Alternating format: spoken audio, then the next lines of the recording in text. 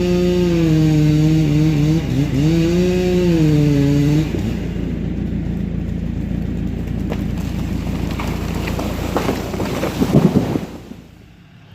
today, since we've got kind of a rain day and probably a rain week, and the whole week's probably going to be just about a wash. Right, Tipsy? I've got to go to Caterpillar today, and I've got to pick up my 4-in-1 bucket that I ordered with this. It finally came in. Actually came in last week, but I was too busy to go get it. Yes, this thing needs a bath already. But, as you can tell, my 550 is loaded down with the trailer. So, I'm taking Dad's 5500 Dodge. And Dad has actually kind of been wanting me to, he's been trying to talk me into trading for a 5500. I grew up, my dad was always a Ford guy. And in the last, I don't know, 10 years or so, he's went to Dodge. And I mean, I think they pull really good, especially with the Cummins. I think they pull really well. But there's just things about the Dodge I can't quite wrap my head around. Mikey's in the way here. But we're going to take it today, just to get this bucket. So really, we're not putting it under a load or anything. But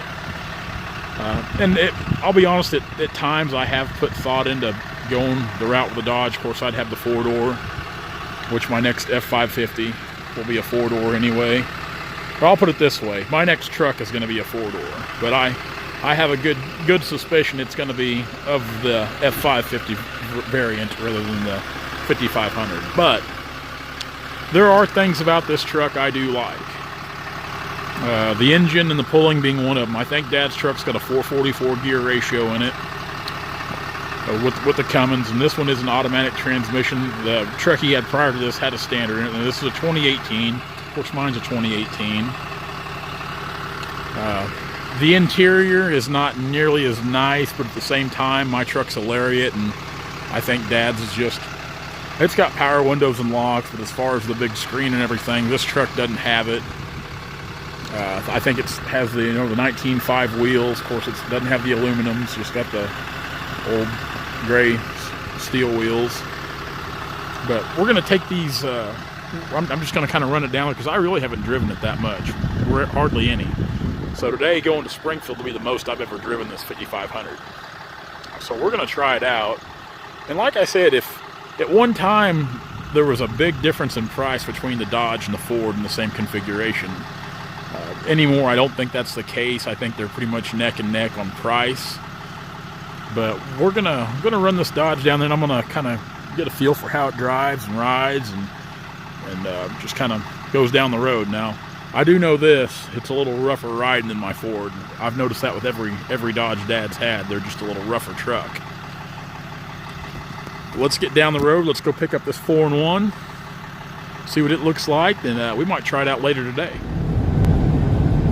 Driving down the road here, got the cruise set about 70 miles per hour, running about 2,200, 2,250 on the RPM, somewhere in there I'd say, just a guess. Got the exhaust brake on, you can see there on the dash.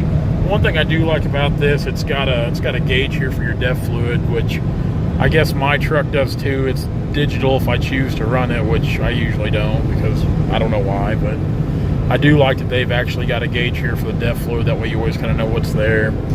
Interior on this truck's pretty basic. I don't know the packages with the Dodges like I do the Fords.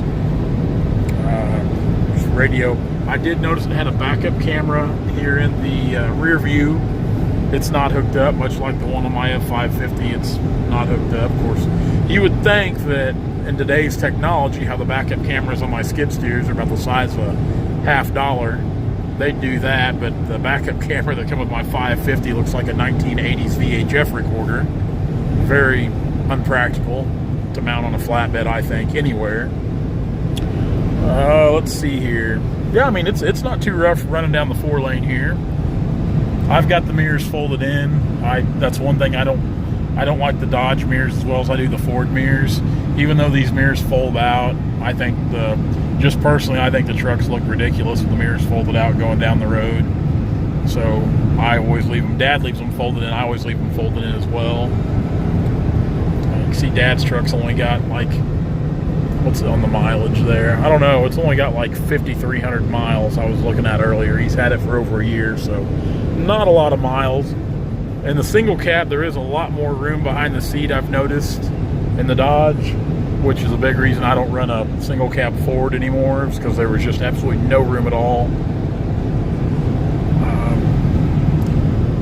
Fuel mileage, I think it's averaging like just a little under 10 in this beast, which it's probably not too bad. It probably doesn't vary whole lot when you're loaded, what it does now. I'd like to put a load behind it. We've been talking about getting a pintle hitch attachment just so we can pull my trailer with it, and I'd be interested to see how well it pulls personally. We are here at Fabic Cat in Springfield. I just went and kind of got the directions where to go to get loaded. It's a fairly good sized place, Fabic is. Got a new XHP sitting out front. Of course, mine's an XPS. A little difference on hydraulic flow capacity and just a little difference on the horsepower. It's about the same machine other than that.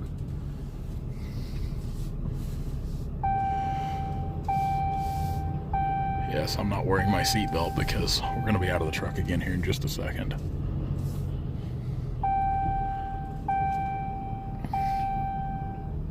Wonder if one of those...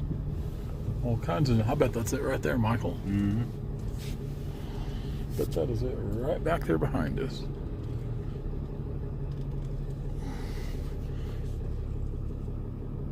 Yeah, we're going to go back here and park in the get out position. He's getting ready to jump on that forklift to load us up. I'd really like to have that grader. Or that D8. It's fairly new. That's a T.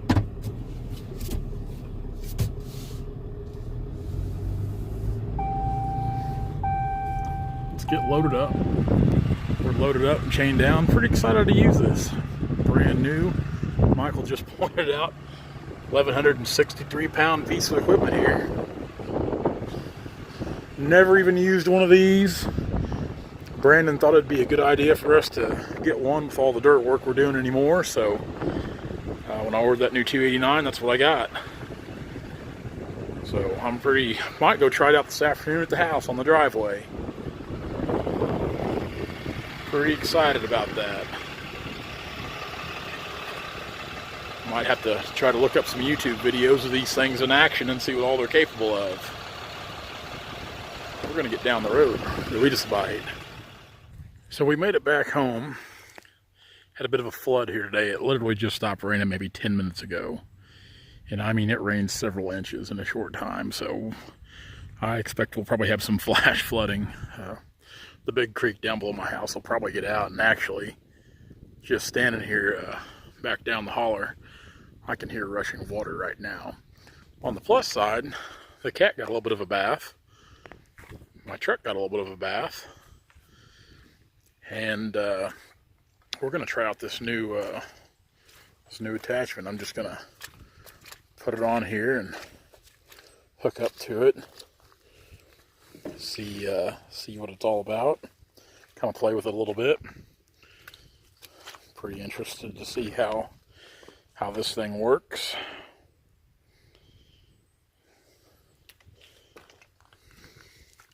I'd say with the wet weather this week, it's probably just going to be a maintenance week and look at some timber. Actually had an appointment to look at timber tonight and had to reschedule it just due to the torrential downpour and weather. So, yeah, maybe later this week. Tips, you need to go dry off, don't you? All right, let's try this out, and we'll probably put out a video this week playing with this 4-in-1 bucket. See you later, guys. Hey guys, if you like what you see, be sure to like, comment, and subscribe to our channel for all of our latest videos.